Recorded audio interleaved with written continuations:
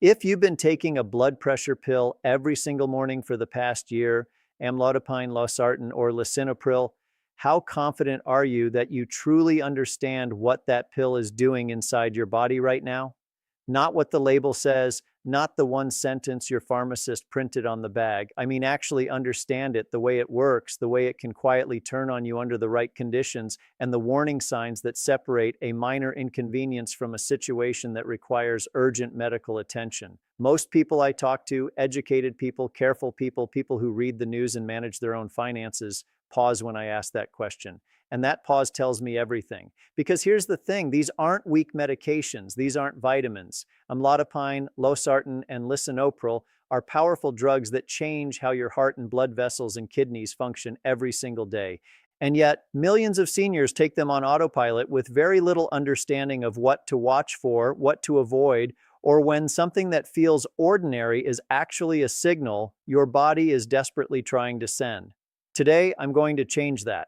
My name is Dr. Franklin, and this channel exists for one reason: to give you the kind of clear, practical, honest health information that too often gets left out of a 10-minute doctor's appointment. By the time this video ends, you're going to understand these three medications in a way that makes you safer, more confident, and far less likely to be caught off guard. And I want to start with something that happened to a gentleman named Walter, because his story sets up everything we need to talk about.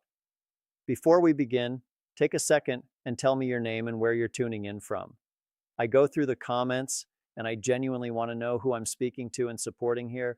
Walter was 74 years old, sharp, methodical former engineer. He took his medications exactly as prescribed, never missed. His daughter had set up a pill organizer labeled Monday through Sunday, and Walter treated it like a project schedule. When his doctor added amlodipine to his regimen, Walter figured one more blood pressure pill, same category, different name, no big deal. That assumption almost cost him a productive year of his life. 3 months later, Walter's feet had changed so much that he couldn't fit into any of his regular shoes. His legs felt heavy by 4 o'clock in the afternoon. He started limiting how much he walked because moving around made it worse. He told his son he thought his circulation was failing. He was scared. He started Googling heart failure. The real answer was something much simpler and much more manageable, but Walter didn't know it because nobody had ever explained to him that amlodipine, losartan, and lisinopril are not the same kind of drug. They all lower blood pressure. That's where the similarity ends. Amlodipine is a calcium channel blocker. It works by relaxing the walls of your blood vessels, specifically the smooth muscle inside arteries, so blood flows with less resistance. Lisinopril is an ACE inhibitor. It blocks a specific enzyme in your body that tightens blood vessels, so by blocking it, pressure comes down. Losartan is an ARB, an angiotensin receptor blocker. It works at a similar step in that same system, but through a slightly different door, which matters more than most people realize. 3 different mechanisms, 3 different side effect profiles, 3 different things to watch for. When you understand that, you stop interpreting your body's signals with a one-size-fits-all lens. Walter's swelling wasn't heart failure. It was amlodipine doing exactly what amlodipine does in a significant percentage of people who take it, relaxing arteries more effectively than veins, causing fluid to pool in the lower legs. Once that was identified and addressed, Walter was back in his walking shoes within weeks. The name on your bottle is not just a label, it's a category, and the category tells you the pattern. Let's go deeper. Let's talk about that swelling more specifically because it is one of the most widely misunderstood side effects in all of blood pressure medicine, and it affects a surprising number of people taking amlodipine. Here's what actually happens, explained simply. When amlodipine relaxes the small arteries in your legs, blood flows in more freely. But the veins, which are responsible for carrying blood back up to the heart, don't relax in the same way. So you get an imbalance, more blood coming in than going out. Pressure builds up in those tiny vessels near your ankles and feet, and that pressure eventually pushes fluid out of the vessels and into the surrounding tissue. The result? Puffy ankles, socks that leave deep marks, shoes that stop fitting, legs that feel heavy and full by late afternoon. This is not fluid retention from eating too much salt. This is not your kidneys failing. This is not heart failure starting. In most cases, it is a predictable physiological response to how amlodipine works. Now, here's the part that becomes genuinely dangerous, not the swelling itself, but how people respond to it. Some people see the swelling and decide on their own to stop the medication without telling anyone, and their blood pressure climbs back up quietly while they feel like they made a sensible decision. Others keep taking the medication but start avoiding water because they believe they're retaining it. That's the wrong direction entirely, and dehydration on a calcium channel blocker carries its own risks. Some people like Walter simply endure it in silence for months, reducing their activity level, assuming the worst, losing quality of life unnecessarily. The right move, the move I want you to remember, is this. Leg swelling on amlodipine is a conversation your doctor needs to know about. Not because the drug is necessarily wrong for you, but because there may be adjustments, alternatives, or strategies that make it far more manageable. Elevating the legs, timing of doses, or in some cases, reconsidering which medication fits your body best. Those are all options. But none of them happen if you suffer in silence. If you or someone you know is taking amlodipine, drop a comment below. Have you ever noticed that heavy, swollen feeling in your legs by the end of the day? You might be surprised how many people are quietly going through the exact same thing. Now let's talk about lisinopril and the most notorious side effect in the ACE inhibitor family, the cough. Not a wet cough, not a productive cough, a dry, scratchy, relentless tickle in the back of your throat that tends to be worse at night and doesn't respond to cough drops, lozenges, antihistamines, or anything else in your medicine cabinet. Here's what makes this one so tricky. It often doesn't start immediately. Some people develop it within the first week, some take 3 or 4 months before the cough appears, and by that point, the connection to lisinopril never even crosses their mind. They've been on the medication for months without issue, so they blame dust, allergies, a post-cold lingering irritation, acid reflux. I want you to meet Evelyn. Evelyn was 71, an avid gardener, and she assumed her cough was from spending time outdoors in pollen season. It was late spring when it started, which made the timing seem completely logical. She used antihistamines. She bought an air purifier. She mentioned it to her primary doctor, who ordered a chest x-ray that came back clear. 6 months later, the cough was still there. Her sleep was disrupted almost every night. She was tired, irritable, and starting to believe something serious was being missed. When she came to see me, one of the first questions I asked was, "When did you start lisinopril relative to when the cough appeared?" She went quiet, pulled out her phone, started doing the math. She had started lisinopril 11 months before our visit. The cough had appeared about 4 months into treatment. She had never made the connection. Once we identified the likely cause and worked with her primary doctor to switch to Losartan, which targets a similar mechanism but doesn't cause this type of cough, the tickle in her throat was gone within 2 weeks. 11 months of disrupted sleep gone in 2 weeks, once someone connected the dots. Now, and this is critically important, and I need to draw a very clear line here because there is a symptom in the ACE inhibitor category that is not a nuisance. It is a medical emergency. If you are on lisinopril and you develop swelling of your lips, tongue, face, or throat, especially if swallowing or breathing becomes difficult, you do not wait. You do not call the office tomorrow. You do not take a Benadryl and see what happens. You call emergency services immediately. This is a condition called angioedema. It is rare, but it is real, and it can close your airway faster than you expect. A dry cough is a nuisance. Throat swelling is an emergency. The gap between those two things is important. Please burn it into your memory. And if nobody has ever broken down your blood pressure medication this clearly before, hit that subscribe button because what's coming next in this video could be just as important for your safety or someone you love. Now, let's move to Losartan and a danger that I find particularly striking because it doesn't come from doing something wrong. It comes from people doing what they believe is the right thing. Losartan, like lisinopril, works on the renin-angiotensin system, the body's blood pressure regulation pathway.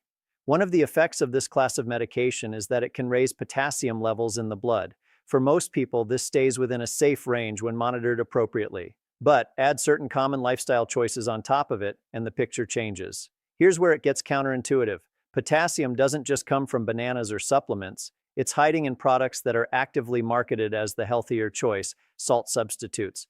Many popular low-sodium salt alternatives, the ones sold right next to regular table salt, often branded as heart healthy, replace sodium with potassium chloride. So, a senior who's been told to cut back on salt buys a potassium-based substitute, uses it liberally on every meal, and is now loading potassium into their system while taking a medication that already raises potassium levels. The combination can push potassium high enough to affect the electrical system of the heart. And here's what makes it dangerous. High potassium doesn't always scream at you. It sometimes announces itself quietly as unusual muscle weakness, persistent fatigue, a cramping sensation in the legs, tingling in the hands, or a fluttering, irregular heartbeat. Sometimes there are almost no symptoms at all, right up until there are serious ones. I want you to think about someone in your life right now, maybe yourself, who has switched to a salt substitute in the last year or two. If that person takes Losartan or Lisinopril, this is a conversation that needs to happen with a doctor, not because the medication is dangerous in isolation, not because potassium-rich foods are evil, but because the combination without awareness and monitoring can create a slow-building problem that never needed to happen. Electrolyte powders, some meal replacement shakes, and certain over-the-counter sports recovery drinks also carry meaningful potassium loads. They're not prescription products. Nobody thinks to mention them, and that's exactly why they matter. There is one scenario that I don't think gets nearly enough airtime in conversations about blood pressure medications, and it directly affects seniors more than any other group. What happens to these drugs when you get sick? Not a serious illness, not hospitalization, just a bad stomach bug, a few days of vomiting, diarrhea that won't quit, loss of appetite for a couple of days, or simply a hot week in summer with heavy sweating and not enough fluid intake. When you're dehydrated for any reason, the same dose of Losartan or Lisinopril that was perfectly calibrated for a well-hydrated body can act dramatically differently. Your blood pressure can fall too low. Your kidneys, which are already working harder due to the fluid loss, become more vulnerable. Dizziness, weakness, faintness, or acute kidney strain can develop faster than most people expect. The medication didn't change. Your body's internal environment changed, and the drug is now operating in conditions it wasn't designed for. This is one of the most important practical things I can tell you today.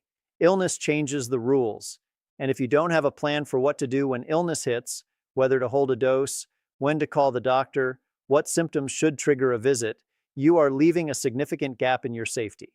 That plan is something you should have from your prescribing doctor before you ever need it. If you don't have it, ask at your next appointment. What should I do with my blood pressure medication if I get a stomach virus or can't keep food and fluids down? It's one of the most important questions you can ask, and it's one of the least commonly asked. Here's a quick question for you. Has your doctor ever given you a sick day plan for your blood pressure medication? Drop a yes or no in the comments because I have a feeling most of you are going to answer the same way. Here's a scenario. I want you to visualize for a moment. You have a bad week, your arthritis flares up, your knees are aching, your back is stiff. You head to the drugstore and pick up ibuprofen, something you've used for years, perfectly ordinary, something from the shelf that anyone can buy. Now you're taking Lisinopril or Losartan. Maybe you're also on a diuretic. I'm a water pill for extra fluid management. This combination, when used regularly, can meaningfully reduce blood flow to your kidneys. And in the context of even mild dehydration, the risk of kidney injury rises substantially. This is not a hypothetical rare scenario. It is one of the most common, most preventable situations I see. And the reason it slips through is simple. Patients don't think of ibuprofen, naproxen, or similar over-the-counter anti-inflammatories as real medications in the same category as prescriptions. They're just something from the drugstore, something for the pain. But your kidneys do not distinguish between prescription and over-the-counter. They respond to chemistry. If you routinely use anti-inflammatory pain medications for arthritis, joint pain, or back pain, and you take any of these 3 blood pressure drugs, please have that conversation with your doctor. There are often safer alternatives, acetaminophen, topical treatments, physical therapy approaches, or other options that don't carry the same kidney risk. You don't have to just endure the pain, and you don't have to silently accept the risk. There's usually a better path. You just need someone to help you find it. I want to spend a moment on something that sounds small and isn't. Dizziness. That brief wobbly moment when you stand up from the couch or get out of bed in the morning. The world tilts for a second. You grab the door frame, then it passes, and you go about your day thinking, just got up too fast. For many seniors on blood pressure medications, this is a regular experience, and it's almost universally underreported because it seems too minor to mention. Here's what I need you to hear. In older adults, a few seconds of dizziness is enough to cause a fall, and a fall is enough to cause a fracture. And a fracture, particularly a hip fracture, can derail an older adult's health trajectory in ways that take years to recover from, if at all. This isn't alarmism, this is physics and biology. working together in a way that demands respect. The dizziness happens because your blood pressure medications are doing their job, lowering blood pressure. And when you stand up quickly, your cardiovascular system hasn't had a moment to compensate. Blood pressure briefly drops. Blood flow to the brain momentarily decreases. You feel it as a lightheaded, tilting sensation. The fix is often simple. Rise slowly. Sit on the edge of the bed for a moment before standing. Hold on to something stable when getting up. Give your body a few extra seconds to catch up with the change in position. But beyond the practical adjustment, dizziness that happens regularly, dizziness that doesn't improve after the first few weeks on a medication, or an episode of near fainting, those are signals that deserve a real conversation. The dose may need adjustment. The combination of medications may need review. Something in your hydration habits may need to change. Silence on this one is not a small risk. Let me address something that creates enormous unnecessary anxiety and occasionally dangerous impulsive decisions for people managing blood pressure at home. Blood pressure is not a fixed number. It moves constantly throughout every hour of every day in response to dozens of variables. How well you slept, whether you had caffeine, if you're in pain, whether you're anxious about the reading itself, whether you just walked in from outside, whether you spoke loudly right before sitting down. A single high reading on a random Tuesday morning after poor sleep does not mean your medication is failing. A single low reading after you've been dehydrated on a hot day does not mean your medication is too strong.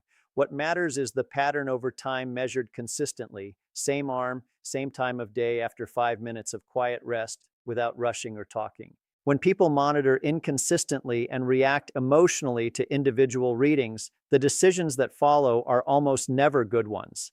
Extra doses taken out of fear, skipped doses because one reading looked good, frantic calls to the doctor about a number that in context was completely unremarkable. Monitor with a method, track over time, bring the log to your appointment. Let patterns, not panic, guide the conversation. That simple shift in approach reduces anxiety, improves decisions, and gives your doctor far more useful information than a single alarming screenshot from your home monitor. And if you've made it this far and you're getting value from this, type the number 9 in the comments. It's a simple way to let me know you're here and following along. These medications work through steady, consistent presence in your system, not spikes and gaps, not extra doses when you're worried, not skip doses when you feel fine. Amlodipine, Losartan, and Lisinopril are not rescue medications. They're not designed to be taken reactively like a pain reliever after a headache appears. They're designed to create a stable chemical environment inside your cardiovascular system over time. When that consistency is disrupted by missed doses, double doses, erratic timing, your blood pressure can spike or dip in ways that feel like the medication isn't working, when actually the problem is the pattern of use. If you miss a dose, the general guidance for most blood pressure medications is take it when you remember, unless it's close to the time of your next scheduled dose. In that case, skip it and continue normally. Do not take 2 doses to make up for one missed, but rather than rely on general guidance, ask your specific prescriber for specific instructions about what to do if you miss a dose of your medication. Write it down, put it in your phone, keep it with your pill organizer, because in the moment when you realize you forgot, you don't want to be guessing. I want to end with what I believe is the most important point of this entire conversation. And it's one that often goes unsaid. The best blood pressure medication is not the one that produces the most impressive number on paper. It is the one that you can take safely, consistently, and comfortably within the full reality of your health, your habits, your other medications, and your daily life. A medication that works beautifully in a clinical chart, but causes you to lose sleep every night, swell so badly you stop walking, or feel so dizzy you're afraid to get up, that is not a successful medication for you. Side effects are not a character flaw. They are not you being too sensitive. They are information. They are your body communicating through the only language it has, symptoms.